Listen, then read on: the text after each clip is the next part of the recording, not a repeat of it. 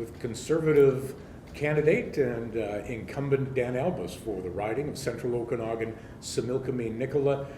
Dan, this is your third federal election campaign with us now full-blown into the digital age. Can you talk about the differences in campaigning, maybe even the differences that you see with the electorate as the voters as they talk to you? Well, first of all, every election is different. The issues are different, and often the people are different. Every time I go door knocking in a different election, there's new neighborhoods, because obviously the Okanagan is a wonderful place for people to come and start a business or retire.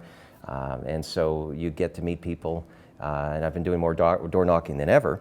But that's not to mean that there aren't other ways we reach out. Facebook and obviously Twitter are major mechanisms as well. But I still believe that a conversation directly with a voter is the best way to address concerns and to give them a sense of who you are. Because at the end of the day, you're not electing a person, or a party, or a leader, I should say, or a party. You're electing a member of parliament who's going to be representing you and being accountable to you. We always hear stories from every candidate how, you walk to a door and they're, no, I'm sorry, I'm staunch liberal, I'd never vote Conservative, and you turn them around.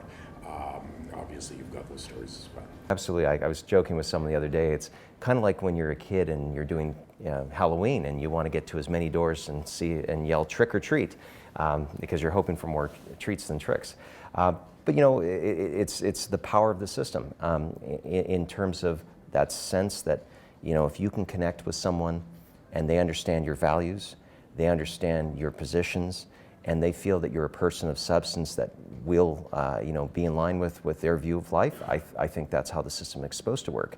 I'm a big believer that politicians should be responsive to voters, and that's why I don't believe in safe ridings, this whole concept. I believe that every voter, wants to see good things happen in Canada, and anyone who wants to be an aspiring politician has got to listen intently and offer, things that appeal.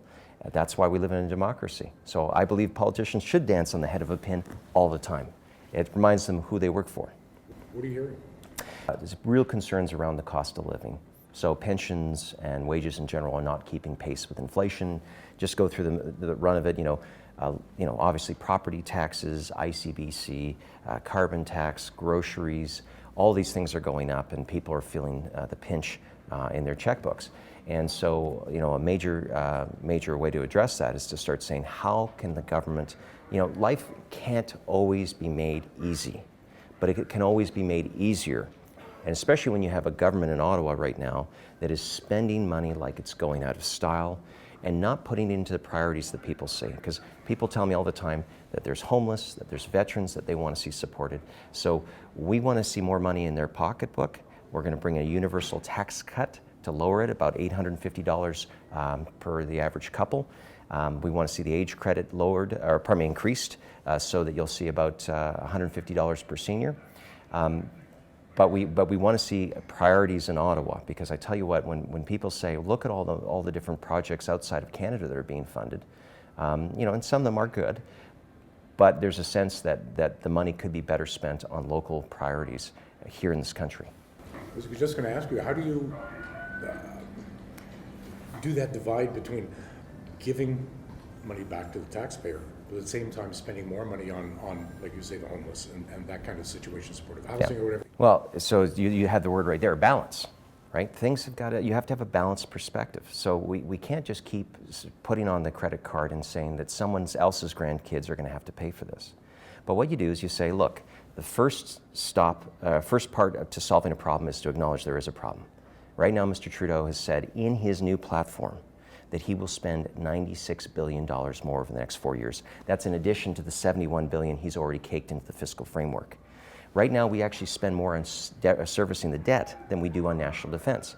And that's a problem, especially if we have a recession or a war or some sort of emergency down the road. So this is what we do. This is what we're going to do is today actually we're going to be tabling our balanced budget plan. It's been independently costed by the Parliamentary Budget Officer, so people know that they can see it, that it's actually been reviewed, and you can go online and find those right away so you can see the PBO's viewpoint on it. But we're going to also make investments over the next 5 years, for example, MRIs and CT scans. We're going to put $1.5 billion into our healthcare system so that people can get those scans faster with the latest technology. That will help the system to improve, and that's something that's really important. We also want to see, again, like I said, targeted tax cuts. So first of all, there'll be, obviously the children's fitness tax credit, the arts and culture and tutoring tax credit will be there. But then there's also that universal tax cut. So we think that's important so people can feel like they're getting ahead. But then again, we are going to have a platform that says, how do we get back into balance within 5 years? And to me, it's that balanced approach that I think Canadians are looking for. Because, some will say it can be done in 2 years. Well, yeah, with a lot of trouble and a lot of political brinksmanship, we think that we can get the country back on track in a way that makes sure that people get the health care they need, that they can get ahead in their own lives so they can put some money aside for their kids' education or their own retirement, and pay down some debt. And we're going to do it responsibly. Dan Albas, the incumbent Conservative candidate in the riding of Central Okanagan-Similkameen-Nicola, always a mouthful. Dan, good luck on October 21st. Hey, thanks again, Wayne. Appreciate it.